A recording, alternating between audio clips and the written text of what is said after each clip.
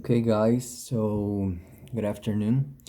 My name is Jose David Rodriguez Cano. Over this moment, I'm doing the technology for guide here in Pereira, in the Sena. So today it's 9 of August of 2019 here in the city of Pereira. I want to show you today a little city tour that I made of the city of Pereira. So the people interested a little bit in the city can know a little bit of the places and the history of Pereira. So to begin, Pereira is a city from 1863. Was populated two times. The first time was in the 1420, and it was lived near the 640, and later in the 1863 it was the people came again to Pereira. So that was a little bit of the history. So beginning, normally the people begin coming to Pereira over the airport. So the first thing normally to do is to go to the people to the airport. Normally then they will come from other parts of the country or the world. Normally in United States, that's the nearest country. So today I want to show you when the people arrives. The idea is to explain a little bit of the airport. Meanwhile, you receive them. So it says the international airport is called Matecaña. As we can see here, we have some pictures on the top.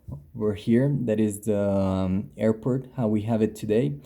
In the middle, how it was near the 44. And in the bottom over here, that is a picture of how it's gonna be nearly in November or December of this year 2019. So continuing the questions, normally it was when was it built? The airport began in the 44 to be finished in the 47. The people who built it was Benjamin Angel Maya in the administration, and Carlos Reus, that was like the chief of engineers for the airport. The other engineers that helped with the building was Tiberio Ochoa, Enrique Gomez, Rafael Calle, and Carlos Cuesta. So continuing with the history of the airport, was that in the year 1927, the idea was to build the airport in a little city aside Pereira that it's called Dos Quebradas. The problem with Dos Quebradas was that it has a lot of mountains in the sides and a lot of winds. So the problem was that the airplanes were going to have a lot of problems in the landings. So they decided to cancel the work, and they decided to have a new look over other places. Later in the year 44, they had the idea to build the airport, whereas in this moment that was a property of the department of Risaralda here near Pereira that had 40,000 square meters, and it was an ideal place because it doesn't has really big mountains aside, and the winds are good. Continuing with the history, in the beginnings, having cars and trucks was a little bit problematic because of the World War II. We had the war wasn't here, but the machines were kind of limited. So people used a lot horses and cows and other animal attractions. So in the beginnings, also the city hadn't a lot of money. So what they did was that they asked for the people of the city for some money and some handwork. So The airport in the beginnings was made with the help of the man, the woman, the kids, the policemen, the fire workers, and other people. It was finished in the 46, but it was till the 47 that it was officially ended, and officially we had the first landing in August of the 47. Continuing later, we normally proceed to the Parque Olaya. It is the park where we have the Pereira's old train station, where we can talk a little bit of the trains of Colombia and over here. So over here, we're gonna see the two photos of the train station of Pereira. Here on the top, we have the old train station as it was near the year 1921, 27. And on over here down, we have the station as it is in this moment. So it was built in the year 21. The history says that the train station in beginnings in the 97 was a normal big house. It was kind of a big house, built it like in the perfect place where the people saw that we could have received the trains, like really good. And it was a logistic place to near the downtown and the other places where people lived or needed the things that arrived. So continuing over the year, in the work all right, it worked all right, but in the 60s overall Colombia, the government began to took the railroads because they were changing the trains for trucks and cars. So nearly the trains over Colombia and in Pereira worked over 40 years. So here in Colombia, here in Pereira, sorry, the last time that was nearly used was when the Nude Bolivar arrived to the city in the 100 year of the city. Today, this train station is used by the Sena as they do some classes for the gastronomy people that are interested, like in gastronomy classes and making better like the food that we have over here, and studying also. They also have some tourism classes. Continuing over the downtown, that is kind of a 5 blocks from the train station, we have the Nude Bolivar that is really important over the city. It was made by Rodrigo Arenas Betancourt, and it was given in the 63 as a monument like for the 100 years old of the city. To remember, Pereira is from 1863, and the Nude Bolivar was given in the 1963. The Nude Bolivar, like the monument, began in the 55 when Rodrigo Arenas Betancourt talked with the mayor of those times, that was Nazaro Nichols. The monument costed about 300,000 pesos, and it was made in Acapulco, in Mexico.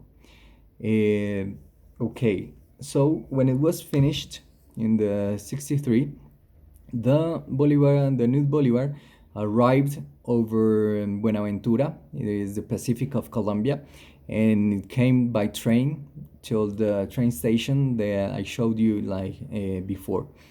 It came over the 19th Street, all over in the truck that we can see over here, till the downtown to the Parque de Bolivar, where it was put.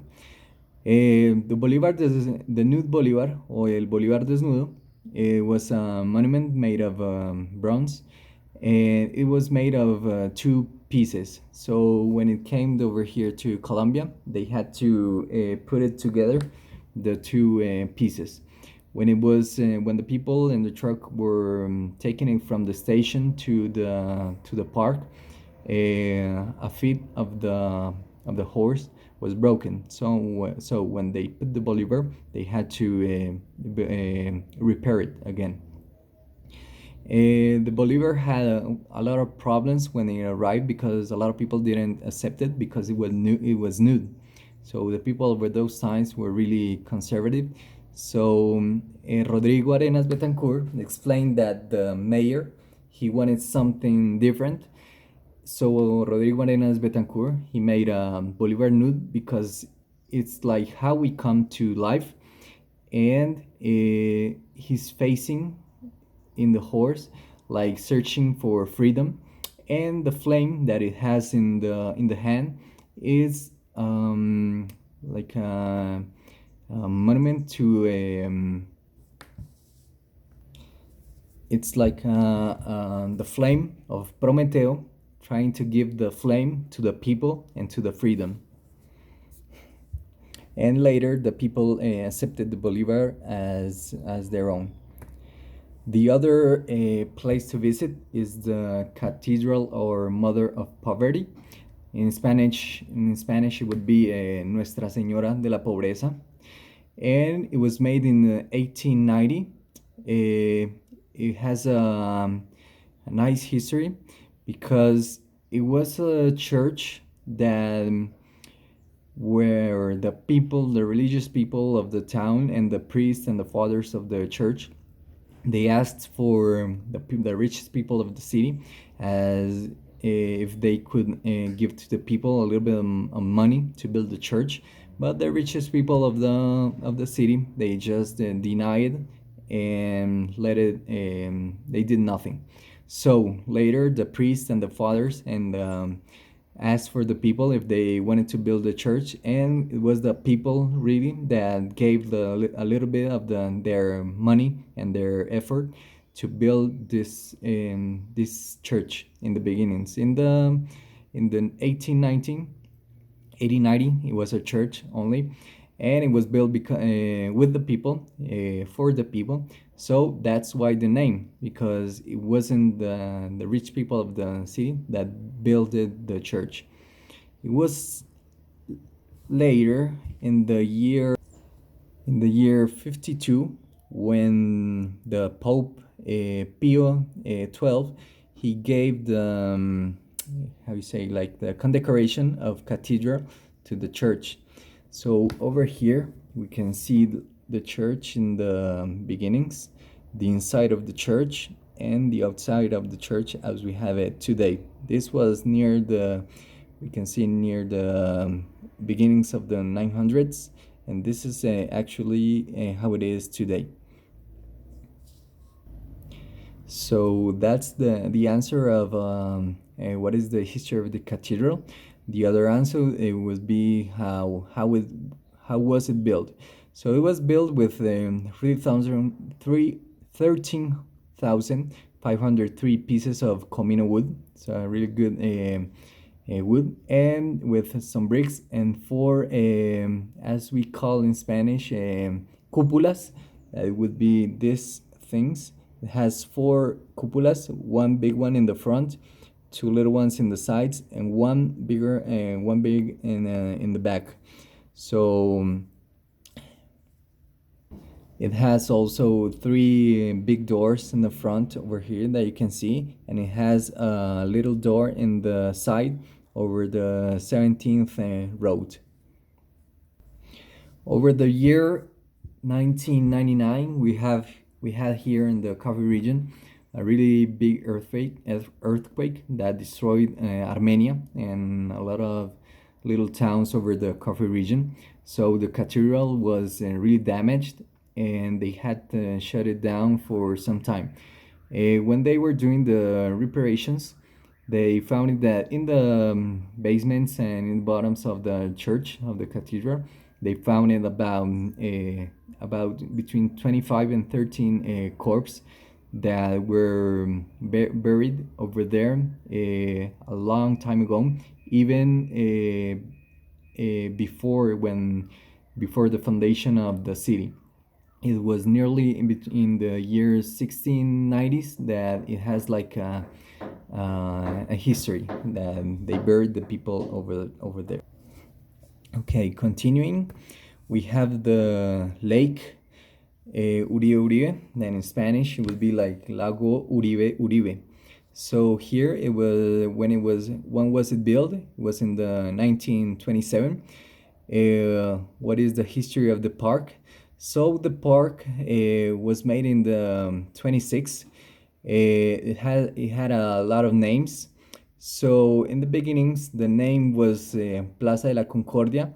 After that, Plazuela Colón, and in the 60s, it took the name of the Boyfriends Park, or El Parque de los Novios. And some years later, it took the name of Parque Uribe Uribe, the lake, Lago Uribe Uribe. And today, the name is still the same, El Lago Uribe Uribe. A different question that we can make for the park is what is and was the objective of the park? So the objective of the park was to give to the people like a little space so the people could have go and relax and chill and pass some time with the family and friends. And boyfriends could go there, eat some ice cream, eat something, and had a good time. So it was a really good park, as we can see over here in the bottom. How was the park here? And this is how we have the park today. So in the beginnings, people could have go over there and swim over there when it was really hot. And it remained as that a long, long time ago. They had some remodelations. They worked on the park sometimes. But the idea of having like a quiet place and a relaxing place, it was like finishing like when I remember near the year 95 2000, because some bums and some homeless people and sometimes some junkies or drug addicts, they came to the park and they like kind of took the park as their own home. So it was a time where people just didn't wanted to go in the park, and they left the park to the people from the streets. After that, in the year 2009, the administration of the city of Pereira made some changes, and they closed the park to do some educations for the people. And today we have the park as we can see over here. This yellow part that we can see is where normally the kids can go when it's really hot, and they can have a good time and get in and just relax over here. We have in the sides over here this is kind of a house where in the backs they have some restaurants, and in the sides you can buy some fruits, some ice cream and other things, and you can have a good time today. And that would be all. Here we have the where I took the information and the photographs and all the things that I just told you. And okay, thank you very much for your attention. I hope you liked the little presentation, and thank you very much.